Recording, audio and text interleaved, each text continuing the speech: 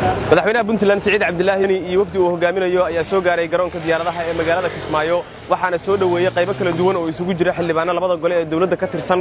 madaxweynayaashii hore ee Puntland waa madaxweynayaashii hore ee Galmudug Cabdikariin Xuseen Guuleed iyo madaxweynihii hore ee Koonfur Galbeed Soomaaliya Shariif Xasan Sheekh Qaadan iyo wufuud kale oo ka kala yimid qaybaha kala duwan ee bulshada ku nool magaalada Kismaayo markii soo dhaweyn kadib uu gacan qaaday mid dadka kala duwan ee soo dhaweyntiisa ka qayb qaadanayay waxa ugu dambeyn warbaahinta la hadlay labada madaxweyne ee kala ah madaxweynaha Jubbaland Axmed Maxamed Islaam iyo madaxweynaha Puntland Saciid Cabdilaahi Dani madaxweynaha Jubbaland waxa uu sheegay in tani tahay soo dhaweyn oo kaliya ee la iska wareysan doono xaaladaha guud ee dalku marayo iyo caleemasaarka iyo si guud inta halkan la joogana ay dhici doonaan kulamo looga hadlayo aayaha dalkan waxaan aad ugu faraxsanahay maanta waqti ballaaran oo hogaaminaya madaxweynaha gobolka Puntland oo ay la socdaan madaxweynihii hore waxaan faroole iyo waqti ballaaran kale inaad maanta loogu timaadaan munaasabadan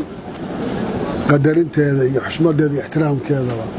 kulli aan idin hayno waxaan idin leenahay ku soo dhawaada magaaladiinii iyo dhulkiinii aad baan idinkaga mahad celinaynaa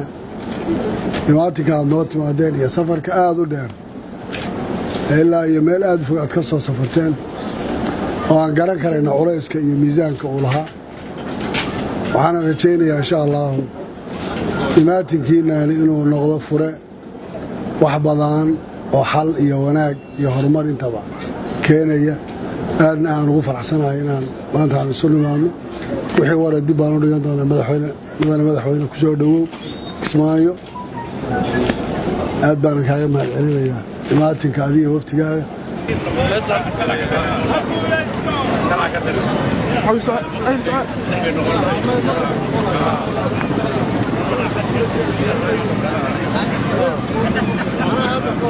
waxaa sidoo kale isaguna mar kale warbaahinta la hadlay Saciid Cabdilaahi Dani madaxweynaha dawlad goboleedka Puntland waxaana uu sheegay in xaaladda siyaasadeed ee wadanku hadda uu marayo aan indhaha laga qarsan karin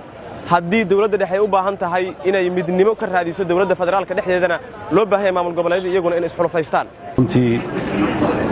aad baan ugu faraxsanahay sida diiran oo dawlad iyo shacabba maanta nala soo dhaweeyay waan ka mahadnaqaynaa waa waajib na saarnaa maadaama ay madaxweynuhu horay dhowr jeer u noo soo booqday inaan annagana u soo booqanno la wadaagno farxadaha iyo murugadaba waxaan rajaynaynaa haddii ilaahay idmo muddada aan joogno in arrimaha muddadii u dambaysay Jubbaland ka jiray aan wax ka galno haddii ilaahay idmo deegaanada dawladaha xubnaha ka ana waxay rabaan midnimo dhexdooda ah dawladda Soomaaliyeedna waxay rabtaa midnimo guud oo dadka u wada horseeda in bulshada Soomaaliyeed loo adeego waxaan rajaynaynaa ilaahay idinkiis maalmaha halka la joogo in wax badan la isweydaarsan doono